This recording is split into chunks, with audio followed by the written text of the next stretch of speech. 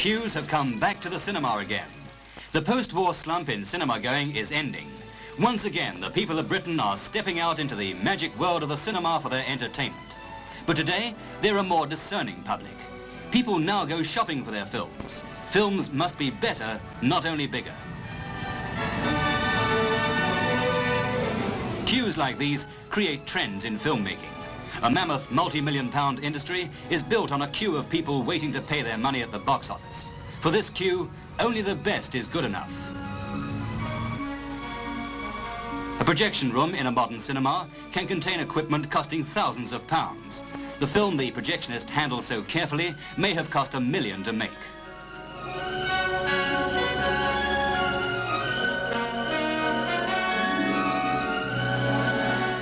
Everything is smooth, efficient.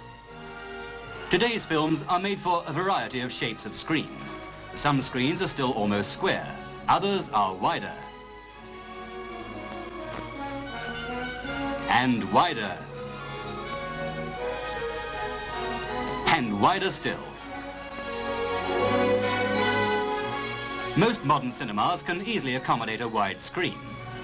It's not a matter of size, but of ratio. In the 1920s, 300 or 400 people would pack in to see films like Coming Through the Rye with Alma Taylor.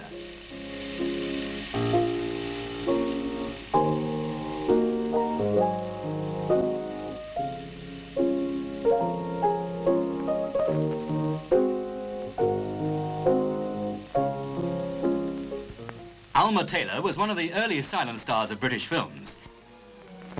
Here, Miss Taylor and Lord Morrison, chief film censor, see some early experiments of what will eventually be a moving picture museum in London.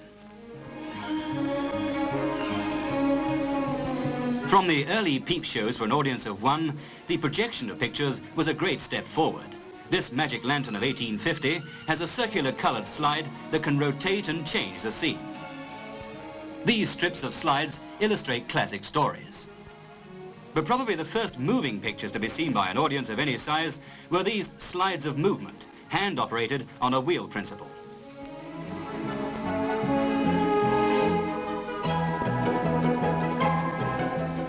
They would be projected on a lantern like this, known as a biunial lantern, able to dissolve one slide into another. An early attempt at optical illusion was the thaumatrope. The parrot appears to be inside the cage, but the bird is on one side of the disc and the cage on the other. The praxinoscope came 50 years later in 1877. A series of pictures on a revolving drum, when viewed through a slot, gave the illusion of a moving picture. But the nearest yet to the moving photograph was the mutoscope, the familiar what the butler saw at the end of the pier. A series of photographs are flipped over at speed, giving the impression of moving photographic pictures.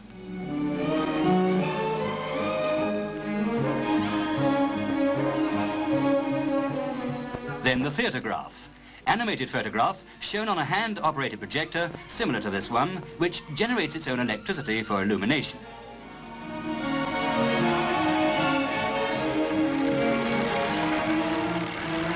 Queen Victoria riding in Hyde Park was an early example of what could be seen.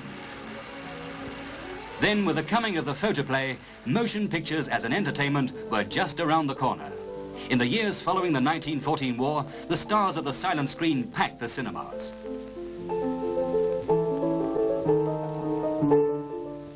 "1925 brought the first full-length colour feature, Douglas Fairbanks in The Black Pirate. Then came sound.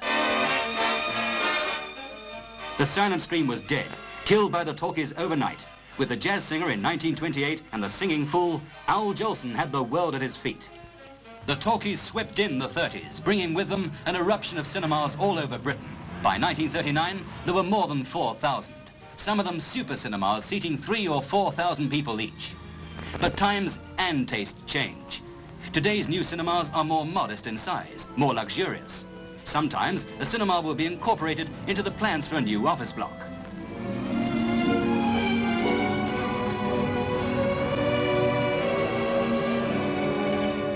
Not only new cinemas are getting the luxury look. Many of the great picture houses of the 30s are being completely redesigned, redecorated and re-equipped. When today's audiences take an evening out in their local cinema, they expect luxurious surroundings, comfortable seats with plenty of room and a perfect view of the screen.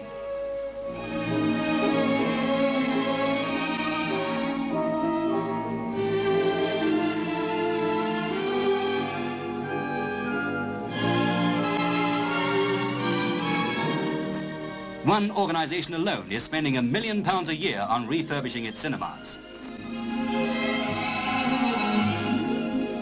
The goal of these vast schemes, this Operation Luxury, is the queue at the box office. Nothing is too much trouble.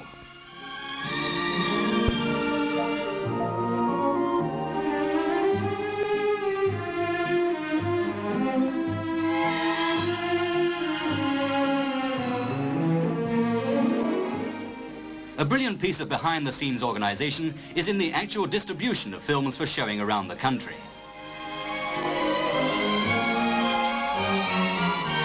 After close down on a Saturday night, the cases of film are put out by the cinema projectionists ready for collection.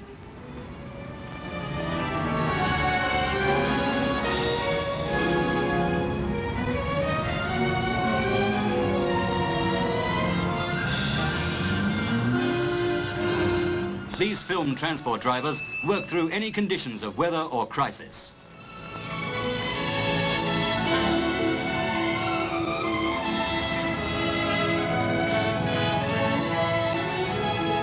Programs must be collected and delivered between close down on Saturday and opening on Sunday.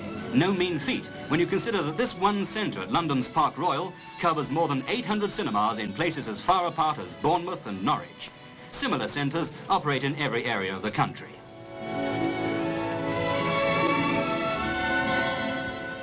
But all this goes on unobtrusively behind the scenes, a far cry from the glamour and excitement of an opening night. Soon the familiar faces of the stars are seen. The crowds smile and cheer and whisper, "Isn't he handsome? Isn't she lovely? I've heard she's very good."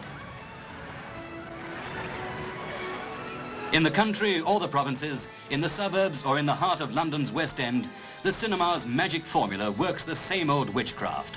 The house lights dim, the curtains whisper back. The show is on.